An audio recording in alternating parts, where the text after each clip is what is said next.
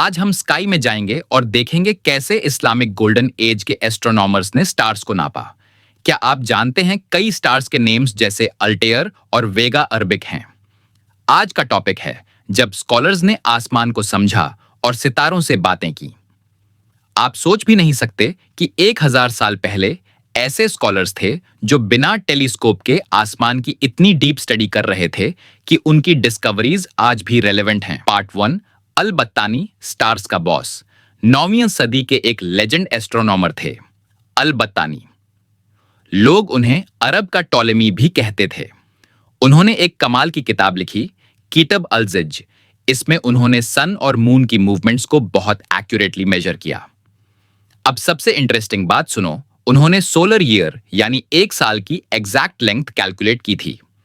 आज की modern science के हिसाब से सोलर ईयर होता है 365 दिन, 5 घंटे 48 मिनट और 45 सेकंड, और अल बत्तानी ने जो कैलकुलेट किया था वो था 365 दिन, 5 घंटे 46 मिनट और 24 सेकंड। अब देखो दोनों में कितना फर्क है।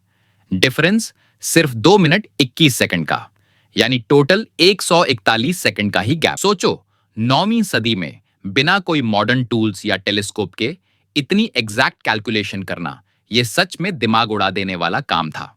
इसके अलावा उन्होंने ट्रिगोनोमेट्री को भी एडवांस किया। कोसीन, सीने और टैंजेंट जैसे फंक्शंस को इंट्रोड्यूस किया जो आज हर इंजीनियरिंग और नेविगेशन सिस्टम का बेस है।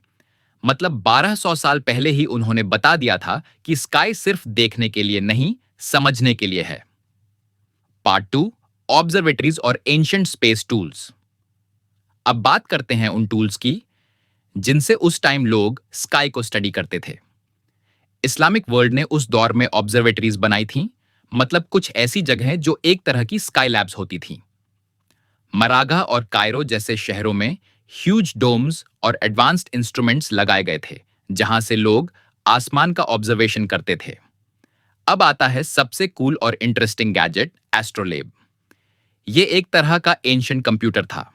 इससे लोग टाइम निकालते थे, सूरज या सितारों की एग्जैक्ट पोजीशन पता करते थे, और सबसे खास बात, किबला की डायरेक्शन भी इससे मिलती थी। और गेस व्हाट, इस एस्ट्रोलेब को और बेहतर बनाया एक महिला ने, मरियम अल एस्ट्रोलाबी। वो इस्लामिक हिस्ट्री की पहली नोन फीमेल एस्ट्रोनॉमर मानी जाती हैं। उन्होंने इसे और ज्यादा प्रिसाइज और यूजर फ्रेंडली बना दिया था। अब सोचो, उस टाइम पर एक महिला का साइंस और टेक्नोलॉजी में इतना आगे होना, यह अपने आप में बहुत इंस्पायरिंग बात है। और यह सब क्यों हो रहा था? क्योंकि उनके लिए नॉलेज हासिल करना सिर्फ लर्निंग नहीं था, यह खुदा की बनाई कायनात को समझने का तरीका था। उनके लिए साइंस भी एक स्पिरिचुअल सफर था। पार्ट 3, अल-बिरूनी, जिसने धरती की साइज मेजर कर लिया। अब मिलिए इस्लामिक गोल्डन एज के शर्लॉक होल्म्स से अल-बिरूनी। 11वीं सदी में जब दुनिया को यह भी नहीं पता था कि धरती कितनी बड़ी है, अल-बिरूनी ने बिना सैटेलाइट, बिना जीपीएस, सिर्फ अपनी ऑब्जर्वेशन और थोड़ी सी ट्रिगोनोमेट्री की मदद से अर्थ की सरकमफ्रेंस का कैलकुलेशन कर लिया। कैसे किया? बहुत स्मार्ट तरीका अपनाया। पहले एक पहाड़ की हाइट मेजर की, फिर उसी पहाड़ के टॉप से होराइजन तक का एंगल मेजर किया, और फिर लगाया सिंपल सा मैथ फॉर्मूला कि ट्रिगोनोमेट्री वाला। और बिलीव करना मुश्किल होगा, लेकिन अल-बिरूनी का जवाब था 39,960 किलोमीटर, जबकि आज की मॉडर्न वैल्यू है 40,075 किलोमीटर, यानी सिर्फ 115 किलोमीटर का फर्क। मतलब सिर्फ 0.3% का एरर, और वो भी उस जमाने में बिना किसी मॉडर्न टूल्स के। इसके अलावा उन्होंने इंडिया की यात्रा की और वहां की एस्ट्रोनॉमी को डीपली स्टडी किया। उन्होंने एक डिटेल्ड बुक लिखी, किताब अल-हिंद, जिसमें इंडियन कैलेंडर्स, प्लैनेट थियरीज और टाइम सिस्टम्स एक्सप्लेन किए। उनका काम मॉडर्न जियोग्राफी और टाइम मेजरमेंट सिस्टम्स की फाउंडेशन बन गया। पार्ट 4, इब्न अल शातिर और फ्यूचर विजन। अब मिलिए उस जीनियस से जिसने अपने टाइम के सबसे बड़े ग्रीक मॉडल्स को ही रिजेक्ट कर दिया और बना दिया एक ऐसा प्लैनेट सिस्टम मॉडल जो उस जमाने से बहुत आगे की सोच थी। इब्न अल शातिर ने प्लैनेट्स की मूवमेंट्स को मैथ की मदद से एग्जैक्ट दिखाया। उन्होंने ऐसा मॉडल बनाया जिसमें छोटे बड़े सर्कल्स, एपिसाइकल्स और डिफरेंट्स को इस तरह सेट किया गया कि वो रियल प्लैनेट्स की मोशन से ऑलमोस्ट मैच करता था। इसलिए आज भी कई मॉडर्न हिस्टोरियंस कहते हैं इब्न अल शातिर का मॉडल अपने टाइम से इतना आगे था कि उसमें फ्यूचर साइंस की झलक दिखती है। और गेस करो, यही मॉडल बाद में निकोलस कोपरनिकस ने भी फॉलो किया था। मतलब मॉडर्न एस्ट्रोनॉमी की नींव वहीं से रखी गई।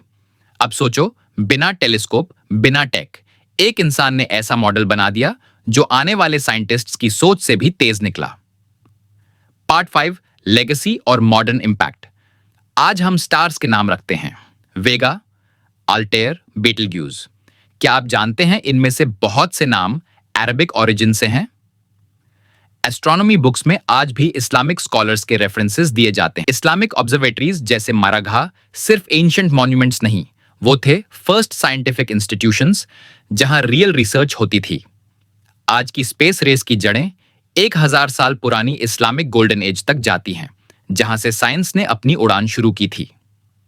नासा, इसरो या यूरोपियन स्पेस एजेंसी जो भी आज स्टार्स और प्लैनेट्स की खोज में लगे हैं, उनका साइंटिफिक बेस कहीं ना कहीं उन्हीं गोल्डन एज थिंकर्स से जुड़ा है जिन्होंने बिना टेलीस्कोप और एआई के यूनिवर्स को समझने की नींव रखी थी। और दोस्तों, उस दौर के स्कॉलर्स को एक चीज बहुत स्ट्रांगली महसूस होती थी कि नॉलेज सिर्फ दिमाग की बात नहीं, बल्कि रूह की भी जर्नी है। कुरान में भी एक बेहद खूबसूरत आयत है जो इस सोच को जाहिर करती है।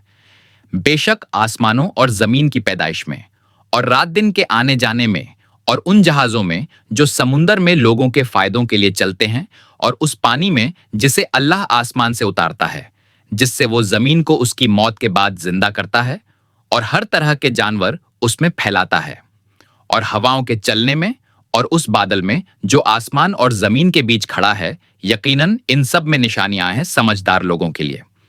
तो अब तैयार हो जाइए अगले एपिसोड के लिए, जहां हम बात करेंगे उस फील्ड की जिससे हर इंसान जुड़ा है, मेडिसिन। क्योंकि हेल्थ सबका हक है और इस्लामिक गोल्डन एज ने हेल्थ को सीरियसली लिया। मिलिएंगे इब्न सीना और अल रजी जैसे डॉक्टर से जिन्होंने दुनिया के पहले हॉस्पिटल्स बनाए, सर्जरीज की और मेडिसिन डिस्कवर की। बिलीव मी, ये एपिसोड एक आई ओपनर होने वाला है। तो दोस्तों, आज आपने जाना कि इस्लामिक गोल्डन एज सिर्फ किताबों की बात नहीं थी। ये वो वक्त था जब लोगों ने आसमान को समझा, नाप लिया और उसमें डायरेक्शन ढूंढी।